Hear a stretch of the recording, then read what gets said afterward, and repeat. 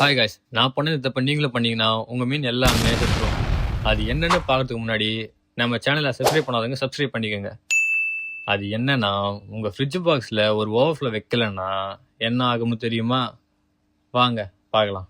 Night நம்ம ஊர்ல செம்ம மழை. நானும் நல்லா தூங்கிட்டு இருந்தேன். திடீர்னு என் ஒய்ஃப் என்னை எழுப்பி ஃப்ரிட்ஜ் பாக்ஸ்ல இருந்த மீன் எதுவுமே காணும்னு சொன்னாங்க. நானும் உடனே அவசர அவசரமா ஓடி போய் ஒரு கொடையை எடுத்துட்டு போய் பார்த்தா, நம்ம ஃப்ரிட்ஜ் பாக்ஸ்ல தண்ணி ரொம்பி எல்லா கப்பியும் தண்ணியில் அடிச்சுட்டு போயிடுச்சு. நானும் அந்த மழையில ஒரு கொசு வலையை எடுத்து போட்டு நல்லா மூடி கவர் பண்ணி காலையில பார்த்துலான்னு விட்டுட்டேன். காலையில எழுந்து ஃப்ரிட்ஜ் பாக்ஸை பார்த்தா ஃப்ரிட்ஜ் பாக்ஸ் எந்த நிலைமையில இருக்குன்னு நீங்களே பாருங்க.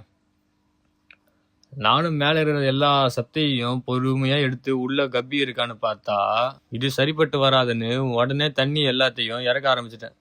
தண்ணியை இறக்கிட்டு பார்த்தா பிளாட்டினம் பிக்கர்ல மொத்தம் நாம வச்சிருந்தது 4 பேரும் 40 குட்டியும். ஆனா நமக்கு கிடைச்சது வெறும் ஒரு பேரும் 10 குட்டியும்.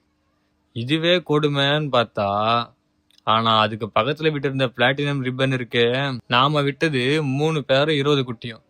ஆனா நமக்கு கிடைச்சது வெறும் ஒரே ஒரு பேரும் 3 குட்டிங்களும் தான். சரி, என்ன பண்றது? இந்த கப்பிய நாம அப்படியே நம்ம பெரிய ஃப்ரிட்ஜ் பாக்ஸுக்கு மாத்தியாச்சு. நான் உங்களை நாளைக்கு பார்க்குறேன். Bye guys.